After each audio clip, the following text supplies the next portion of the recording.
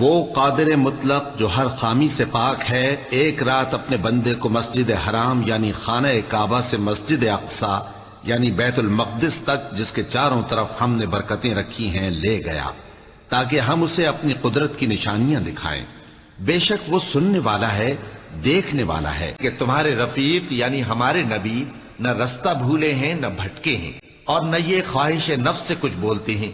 یہ قرآن تو ایک وحی ہے جو ان کی طرف بھیجی جاتی ہے، ان کو نہایت قوت والے نے سکھایا، یعنی جبرائیل نے جو طاقتور ہیں۔ پھر وہ پوری طرح بیٹھے جبکہ وہ آسمان کے اونچے کنارے پر تھے، پھر وہ قریب ہوئے، پھر مزید نیچے آ گئے تو وہ 2 کمان کے فاصلے پر ہو گئے یا اس سے بھی کم۔ پھر اللہ نے اپنے بندے کی طرف جو حکم بھیجا سو بھیجا۔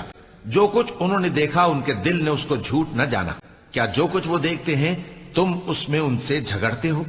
اور انہوں نے اس کو یعنی جبرائیل کو ایک اور بار بھی اترتے دیکھا ہے سدرۃ المنتہا کے پاس۔ اسی کے پاس ہمیشہ رہنے کی بہشت ہے، جبکہ اس بیری پر چھا رہا تھا جو چھا رہا تھا۔ ان کی آنکھ نہ تو اور طرف مائل ہوئی اور نہ حد سے آگے بڑھی۔ انہوں نے اپنے پروردگار کی قدرت کی بہت ہی بڑی بڑی نشانیاں دیکھی۔